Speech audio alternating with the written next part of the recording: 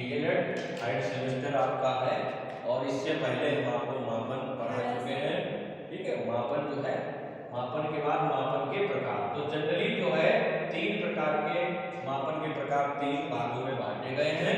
पहला है निरपेक्ष मापन, दूसरा है सामान्यीकृत मापन और तीसरा है सेटिंग मापन। ठीक, तो ये 3 प्रकार आपको बताए गए हैं आपके डीएलएड में एक वक्त जो है आते भी हैं। सबसे पहले हम निरपेक्ष मापन की बात करते हैं, ये क्या होता है। ठीक, तो इसकी व्याख्या गणितीय आधार पर की जाती है। सबसे पहले ये समझेंगे कि जो हमारा ये निरपेक्ष मापन है इसकी व्याख्या गणितीय आधार पर की जाती है। गणितीय आधार पर इसलिए की जाती है क्योंकि इसमें परम शून्य होता है। इसका जो पैमाना स्टार्ट होता है वो 0 से लेकर के स्टार्ट होता है, 0 से लेकर के फिर 1 2 3 4। ठीक, तो इस तरीके से इसका स्केल जो बनता है इसमें परम शून्य होता है। ठीक, जिसमें परम शून्य की स्थिति होती है। ठीक है, इसमें क्या होता है कि परम शून्य होता है, इसलिए इसका 0 से पैमाना स्टार्ट होता है। दूसरी चीज है, ठीक, पैमाना 0 से स्टार्ट होता है, शून्य से अधिक होने पर धनात्मक। जब शून्य से अधिक होगा तो ये प्लस की तरफ ये इंडिकेट करेगा, इसमें प्लस होगा। और जब ये शून्य से कम होगा तो ये कम होने पर ऋणात्मक प्रदर्शित होता है। ठीक, इसमें धनात्मक और ऋणात्मक दोनों ही चीजें मौजूद होती हैं। ठीक, ये बात समझ में आई। अब उदाहरण की बात करें, मान लीजिए टेम्परेचर।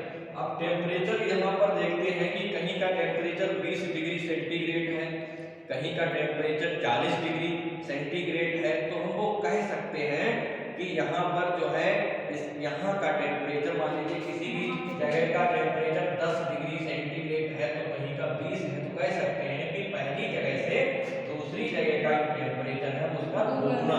ठीक है, दुगुना है, ये कह सकते हैं। और दूसरी चीज एक बहुत इंपॉर्टेंट बात आपको ध्यान रखनी है कि जो हमारा ये निरपेक्ष मापन होता है इसका प्रयोग हम शैक्षिक कार्यों में कह सकते हैं। एजुकेशन जो शैक्षिक विषय हमारे जैसे समाजशास्त्र हो गया और मनोवैज्ञानिक जो विषय हो गए, शिक्षा मनोविज्ञान, इनमें इसका प्रयोग नहीं कर सकते। ठीक है, तो ये चीज आपको विशेष रूप से ध्यान रखनी है। आपके ऑब्जेक्टिव में भी पूछा जा सकता है कि निरपेक्ष मापन का प्रयोग हम कहाँ कर सकते हैं। तो गणितीय आधार पर जिनका निकाला जाता है निष्कर्ष, वहां पर इसका प्रयोग कर सकते हैं। टेम्परेचर मापने में कहीं भी मेजरमेंट, कोई कपड़ा नाप रहे हैं वहां पर। अब बात करते हैं सामान्यीकृत मापन। तो सामान्यीकृत मापन हमारा क्या होता है कि जिसमें क्या होता है, प्राप्तांक एक दूसरे से प्रभावित नहीं होते हैं। यहाँ पर ऐसा नहीं कि मान लीजिए किसी कोई प्राप्तांक किसी का कितना भी, किसी बच्चे के गणित में 10 नंबर आ गए और फिजिक्स में उसके पता चला 15 नंबर आ गए, तो वो एक दूसरे से प्रभावित नहीं होते हैं। स्वतंत्र रूप से प्राप्त, ये अपने आप में स्वतंत्र रूप से प्राप्त होते रहते हैं और इसमें परम शून्य की संभावना नहीं होती। This is very important point of this types of जो है मेजरमेंट, इसमें स्वतंत्र, इसमें परम शून्य की संभावना नहीं होती है। जबकि जो निरपेक्ष मापन होता है यहाँ पर परम शून्य की संभावना होती है, लेकिन जो हमारा सामान्यीकृत मापन होता है इसमें परम शून्य की जो है संभावना नहीं होती है।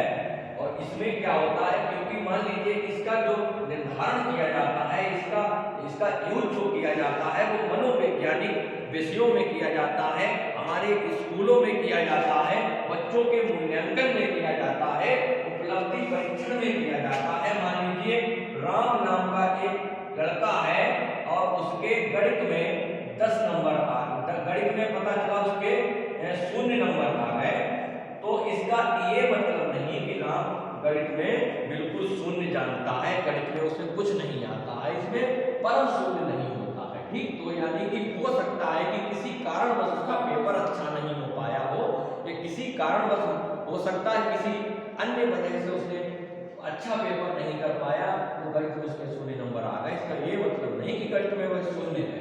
तो ये आपको ध्यान रखना है। एक्सेटिव मापन की बात करें, इस विधि में छात्र के सामने कुछ प्रश्न अथवा कथन अथवा समस्याएं उपस्थित की जाती हैं। ठीक, ये जो हमारा एक्सेटिव मापन है, थोड़ा सा सटीक मापन जो है इसमें क्या है, इसमें छात्र के सामने जो है कुछ प्रश्न या कथन अथवा समस्याएं उपस्थित की जाती हैं और छात्र को उन्हें वरीयता क्रम प्रदान करने को कहा जाता है। ये छात्र की उसकी खुद की एक बुद्धि के ऊपर डिपेंड होता है। मान लीजिए कि यदि छात्र को किसी एक कथन को प्रथम वरीयता अथवा 1 नंबर प्रदान करने को कहा जाता है तो फिर वह नंबर किसी दूसरे जो है कह सकते हैं वरीयता या अंक दूसरे को प्रदान नहीं कर सकता है। मान लीजिए यहाँ पर छात्रों को 1 2 3 4 अंक प्रदान करने को कहा जाता है और हमने कथन उसको दिए हैं सत्य, ईमानदारी, मैत्री भाव, सहयोग। तो अगर बच्चे ने मान लीजिए सत्य को 1 नंबर दे दिया तो अब मैं ईमानदारी को 1 नंबर नहीं दे सकता, ईमानदारी को 2 नंबर देगा या 3 नंबर देगा। मान लीजिए उसने ईमानदारी को 1 नंबर दे दिया तो अब वह ईमानदारी को जब दे चुका तो ऐसा नहीं मैत्री भाव को 1 नंबर दे दे।